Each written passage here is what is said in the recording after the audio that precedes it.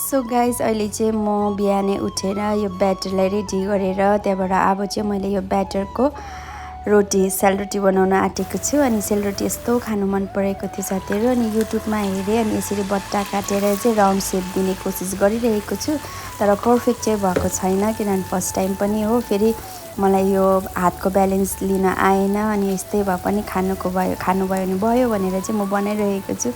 अनि यहाँ घरमा अब आमाले बनाउनुहुन्थ्यो अनि यहाँ चाहिँ मेरो रोटी बनेर रेडी भइसकेको छ। तर अब रोटीको सेप चाहिँ तपाईँले पनि यहाँ हेर्न सक्नुहुन्छ, भाङ्गो टेढो छ। तर अब खाँदा चाहिँ कस्तो छ के छ, आजको हाम्रो ब्रेकफास्ट चाहिँ साथीहरू यही हो। अनि मैले यहाँ चिया बनाइरहेको छु, चिया र रोटी आजको हाम्रो breakfast. Hello guys, welcome back to our YouTube channel Glory ब्लगमा हजुरहरूलाई स्वागत गर्दै फेरि पनि नयाँ ब्लगको साथमा हामी यहाँ आइसकेको छौँ। अनि आजको दिन चाहिँ हामी यो ब्रेकफास्टबाट सुरु गरिरहेको छौँ। अनि आज हाम्रो ब्रेकफास्टमा चाहिँ सेलरोटी र केक छ, केक रहेको छ होइन। अन्त अरू के भन्न चाहन्छु भने के भन्न चाहन्छु हामी खाँदैछ ग्लोरियाले हामी खाँदैछ सेलरोटी चाहिँ साथीहरू यस्तो नरम भएको छ। मलाई लाग्दैछ पोल्दाखेरि चाहिँ एकदम हार्ड भएको जस्तो लाग्दैन नि त, कडा न कडा सेलरोटी। यसको सेपमा तपाईँहरूले ध्यान नदिनुहोस्, टेस्टमा ध्यान टेस्टमा ध्यान। अब टेस्ट त अब तपाईँहरूले बिचराले भिडियोबाट दिनु सक्दैन, उहाँले भन्नु सक्नुहुन्छ।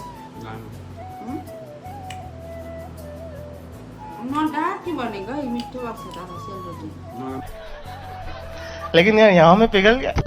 यहाँ चाहिँ यस्तो शीतल वेदर भइरहेको छ साथीहरू।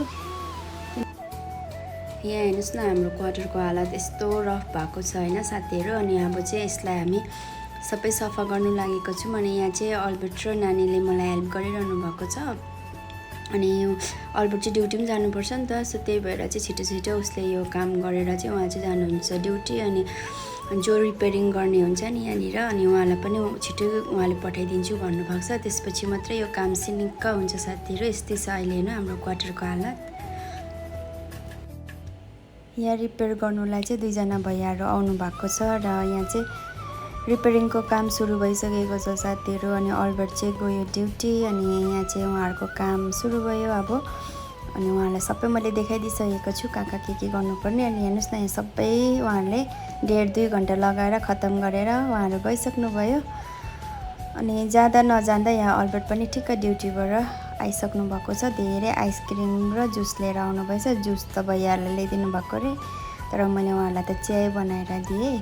उहाँहरू गइ पनि सक्नुभयो। अनि अब चाहिँ हाम्रो काम सुरु हुन्छ यहाँनिर धमाधम। अनि सबैजना काममा लागिरहेको छ साथीहरू।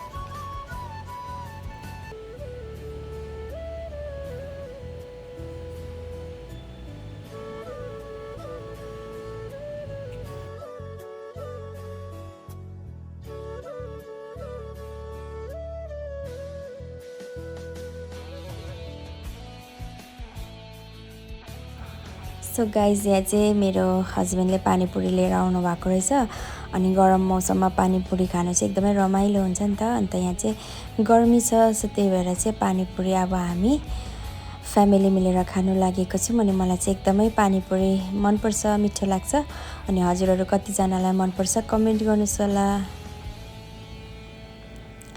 अनि पानीपुरी खाए पछाडि चाहिँ यहाँ म चाहिँ आइस तोड्नुतिर लाग्दैछु साथीहरू। अनि आइस चाहिँ किन तोडेको भन्दा यहाँ हेर्न सक्नुहुन्छ 10-15 दिनको मेरो यो दुधको क्रिम चाहिँ मैले जमाएर राखेको थिएँ घिउ बनाउनुलाई।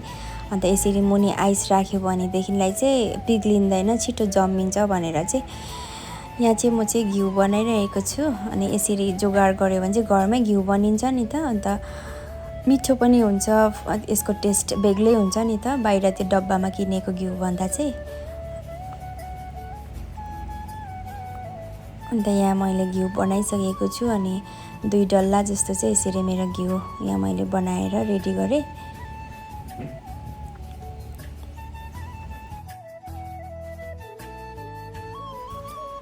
बनिएको घिउलाई यहाँ मैले उमालिरहेको छु। अनि मेरो घिउ रेडी भइसकेको छ साथीहरू। अनि यसको स्मेल चाहिँ यस्तो टेस्टी आएको छ। सो आजको ब्लग यस्तै थियो अनि हजुरहरूसँग फेरि नेक्स्ट ब्लगमा भेट्ने छु अनि हेरिदिनु भएको लागि thank you so much by by साथीहरू